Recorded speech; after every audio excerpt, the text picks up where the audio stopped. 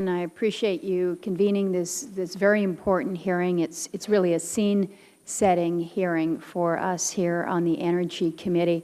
In looking at the panel before us, I welcome you all back.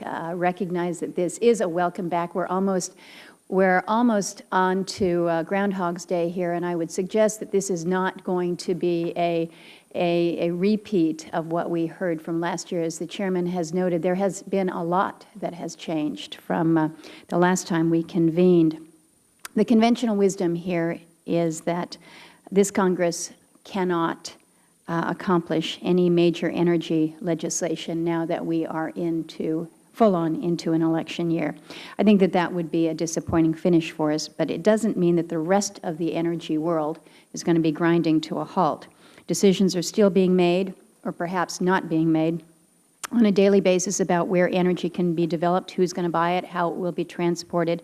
And all of those decisions, of course, have consequences for jobs, for our economy, and for the prices that we pay for our energy needs. Those of you who have joined us today will help us understand the major trends and events taking place in both the U.S. and global energy policy.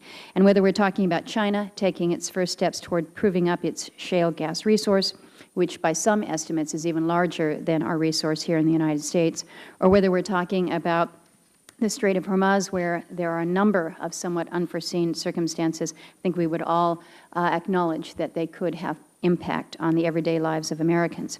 So I'm interested in whether there's a challenge to conventional wisdom before us today.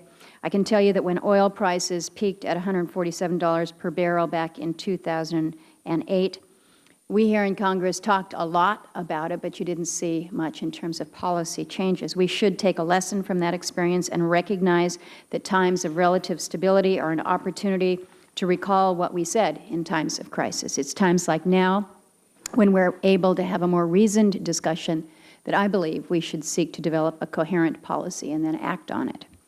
I'm particularly interested in whether the U.S. can hold it together and truly see through this natural gas revolution that's risen to the top of our energy discussion. Technology developed here at home has allowed us to tap the abundant resources that we have, and we're faced with some pretty good problems, actually.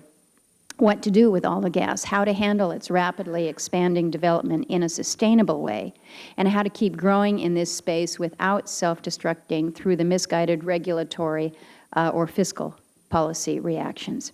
So for obvious reasons, I'm going to be asking this morning where Alaska fits into this picture. Our very unique geographical position, our huge resource base is well placed to satisfy some of the export demand for U.S. gas. So I want to understand the context of this against the concerns that many others, including some on this panel, have regarding the lower 48 scenarios. I think it is appropriate, and timing is everything, but it's interesting to talk a little bit about what we know about this resource. The President in his State of the Union address just last Tuesday indicated that this country has potentially 100 years' supply of natural gas.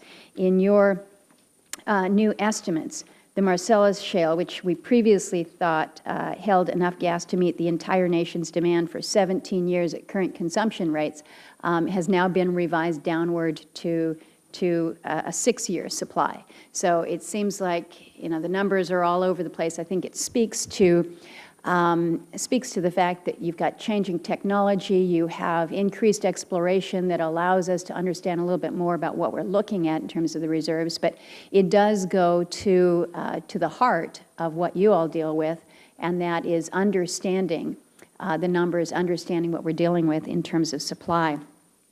A long time before the President agreed with those of us calling for an all-of-the-above energy policy, it became evident that the U.S. still really does matter in terms of influencing world energy trends and truly determining our own fate. If an emergency or a disaster does occur, there's a strong likelihood that the rest of the world will look to us for leadership, and we've got to be ready for that. So I'm hopeful that this hearing will help inform not only this committee but others of patterns developing and help us to see where we could act, where we should act, and where the best investments for our very limited federal resources might be. I look forward to hearing from each of you this morning and the discussion that will follow. All right.